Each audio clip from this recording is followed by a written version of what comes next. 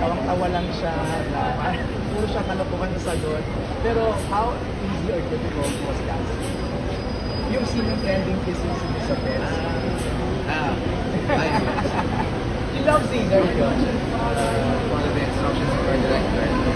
So, awkward at first, but rehearse the movement. Avelino at magkita-kita po tayo sa Pamilya Kalayaan Caravan 2024 this June 9 at the Said Hall 1 in Dubai World Trade Center, UAE. Admission is free, kaya I'll see you there. Sorry pa, ulit namin this June 9. 3 to 1, go. Uwi ka na. This June 9. Boy, go.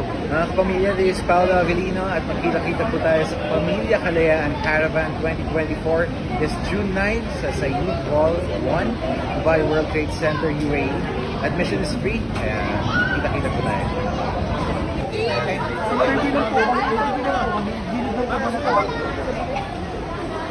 Minor develop si Paulo. Hatid kita. Mag-interview lang po kami. No problem.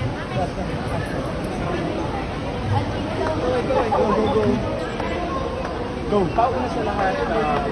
Grabe daw yung mas shoot ninyo. Yung show ninyo. How was that? It was fun. It was our first stream-on show in America. Second. Very thankful that Yung basketball pa rin. sana masaya namin yun.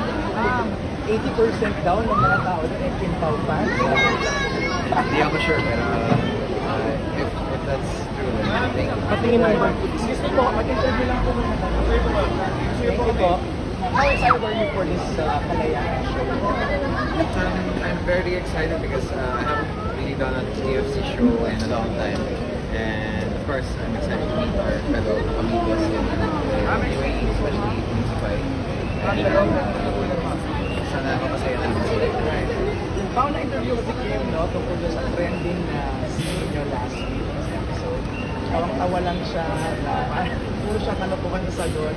Pero how easy or difficult was that?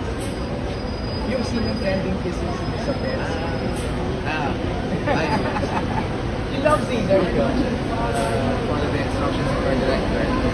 So, awkward at first, but rehearse the movement.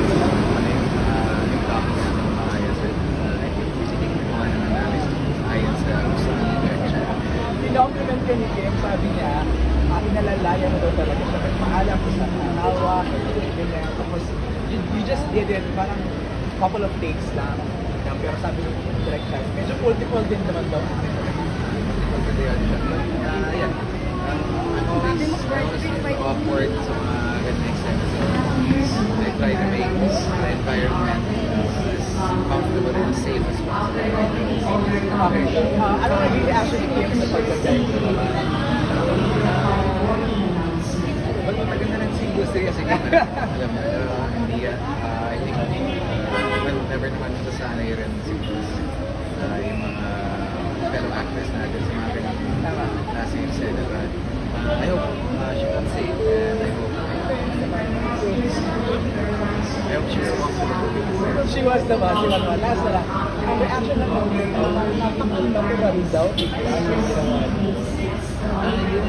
Yung magic talaga ng cinema, acting is yung biggest hurdle para sa akin.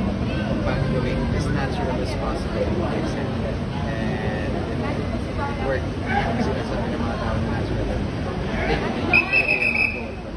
Reaction na lang ang tinatawag ng mga fans na mukbang scene na yun. Well, sinusundan rin naman namin yung coach, yung original actors and scenes. I think, I'm not sure kung nasa namin, but sinusundan lang namin based on the script. Patapos na, may practice ka na ba? Actually, meron na because yung second team was a very laid back and very lighting show, so light rin yung mga tao. Nakikita mo na very passionate lahat ng tao na nagtatrabaho sa iyo. So, we miss yung passion na binibigay ng lahat. Thank you very much. Ako pa